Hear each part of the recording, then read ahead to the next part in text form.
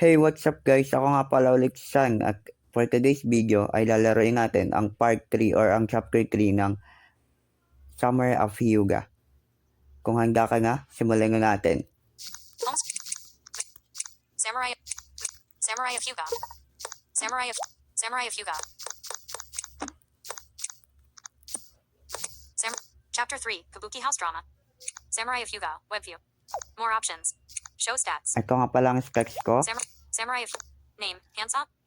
Spirit. Impulsive, 41%. Calculated, 59%. Perverted, 50%. Chivalrous, 50%. Charming, 59%. Stoic, 41%. Drifter, 34%. Protective, 66%. Brutal, 41%. Finesse, 59%. Attunement, 0%. Next button. Samurai of Hyuga. Chapter 3, Kabuki House Drama.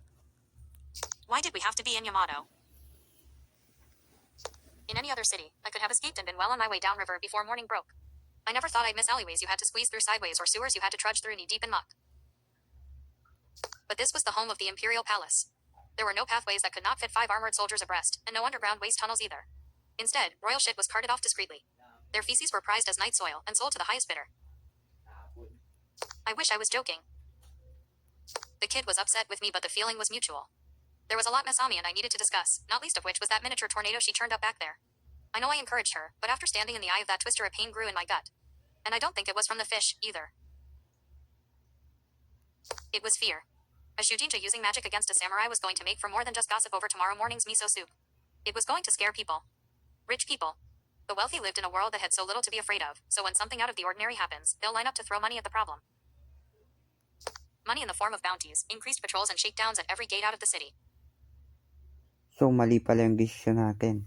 While there were paper lanterns at every street corner, Although Yamato was a wala ghost town at namang night.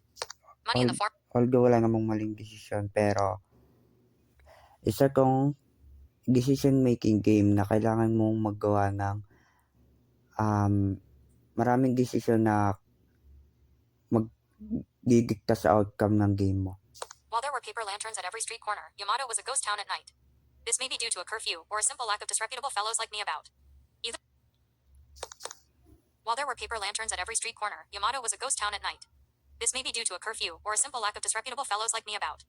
Either way, guards were sure to find a man skulking around with a girl at midnight questionable. I needed a strategy should we come across one of these patrols. Checked. I'll let my silver tongue get me out of it. No. I'll let my steel katana get me out of it. No. I'll let my wooden sandals get me out of it. No. Check. Samurai of Hyuga. Charming has increased. If we run into any guards, let me do the talking. My mind started running through a few excuses that might fool your typical city watchman. It wasn't coming up with much. If worst came to worst, I could always try to grease a few palms. But in such a wealthy community, 3 period you'd need a lot of grease. Masami brushed her bangs from her eyes to reveal a stern glare. Her cheeks puffed out as well, a childish but incredibly cute habit. Talk. Thus far I've only bore witness to your tendency towards violence. The Shujinja placed her hands atop her hips and stopped following me. The kid's frustration gave way to an idea. One of her better ones. It's obvious to me that we have matters to discuss. This establishment across the street, with the posters on display. It should be deserted this time of night. I followed Masami's eyes to a series of large illustrations hung over an odd wooden building. The illustrations showed ridiculous-looking men and women in white face paint and impossibly colorful kimonos. Me and my orange Haori should fit right in. The front entrance was unlocked and slid right open. Hyugan doors were impossible to secure from the outside. The best you could do was place a bar from the inside to prevent the frame from sliding altogether. Most folk from safer communities didn't even bother, which certainly made my assassinations easier. I wasn't sure what I was expecting, but it sure wasn't this. Balconies overlooked a series of raised walkways, which mingled in and around seating areas covered in luxurious rugs and pillows. The walkways joined towards the end of the chamber, where some sort of miniature shrine stood in extravagance. It lacked any walls and any purpose, from what I could tell. My puzzlement did not go unnoticed. Care to speculate, Hansa?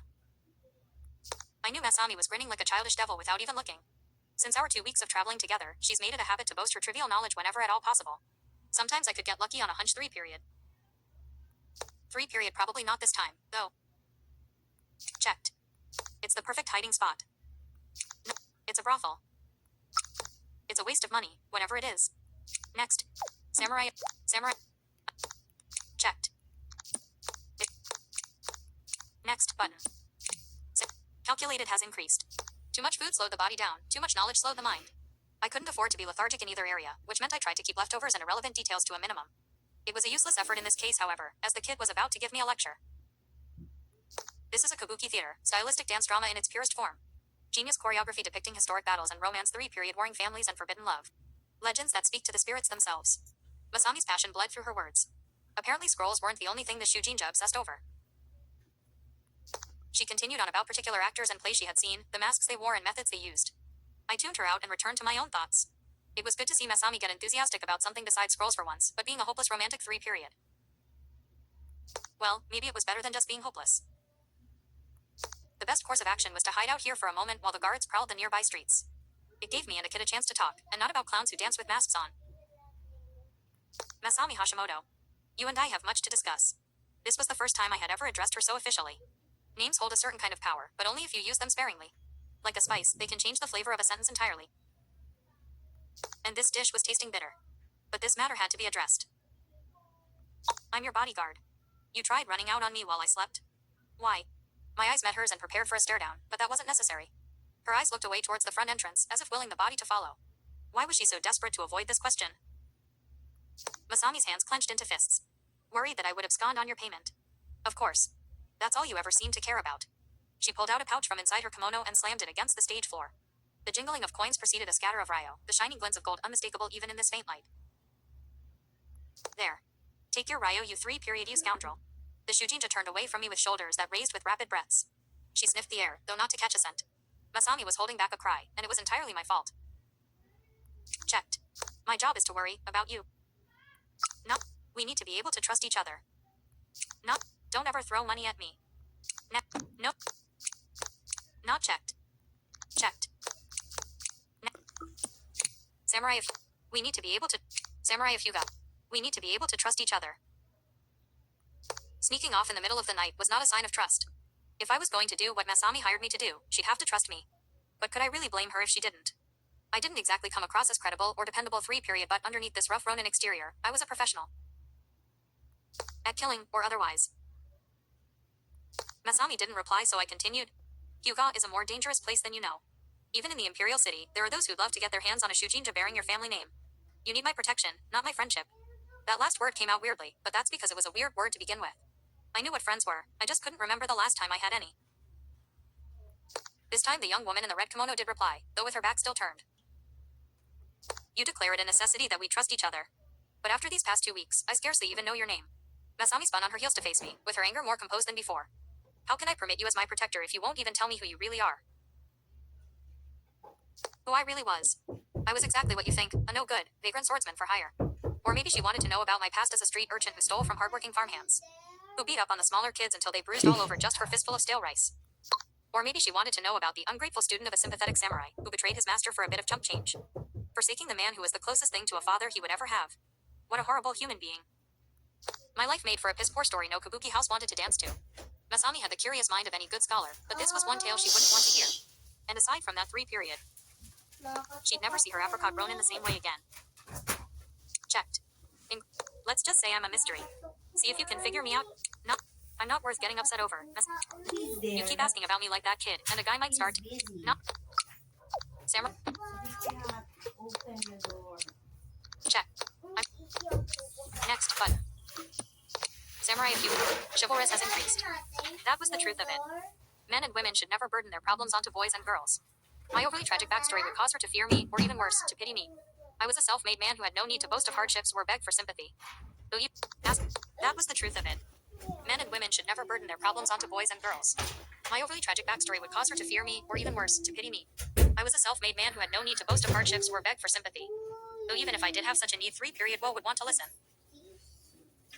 Ask a starving orphan. You'd be surprised just how deaf people are. The Shujinja gritted her teeth while issuing a look of determination. Apparently she wasn't willing to accept my dismissal. I shall be the judge of that, Hansa-san.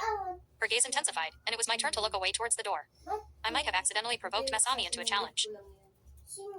I was about to follow up on my original question when Masami bombarded me with queries of her own. While I was glad that they weren't about my past, they were about as pointed as razor-tip shuriken. What is your opinion of my formidable display of expertise back there? Were you able to appreciate the majesty of the harmony between the spirits and our physical realm?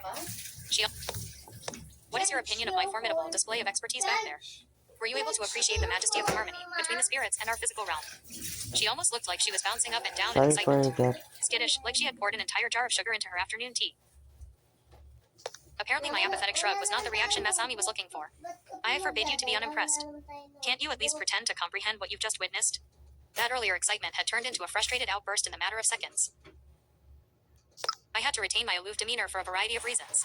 The surrealness of that homemade tornado drifted about in my mind like a haze ever since we escaped the sleeping duck. I had seen magic before at ceremonies, useful for enlarging the speaker's voice or providing for a spectacular light show. I had even seen the aftermath of a forest burned to cinders when the military decided to use Shujinja against ferocious aboriginals. But to see it firsthand, 3 period. Checked. 3 period made me uneasy. No, 3 period was thrilling. Next, I had check. Check. Checked. Next. Samurai calculated has increased. Whereas I was more suited for carving out fish. Such is life. You did good back there, kid.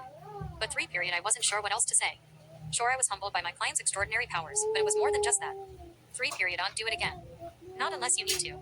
Magic creates as many problems as it solves. They're hunting for a Shujinja now, and will stop at nothing to find you. There was one more point I wanted to make, but I couldn't bring myself to voice it out loud. If Masami started using magic to solve our problems, I'd start relying on her. And I couldn't afford to rely on anyone. I would end up hesitating at that crucial moment when I held out hope that there was a trick in that knapsack of hers when there really wasn't. That would be the moment I became weak, and the moment I died. Next, but Samurai of Hyuga. And that's the end of part 3 ng Summer of Hyuga. If you like this video, please like, share, and subscribe. Thank Presents you. button. 1 UI home. Audio load.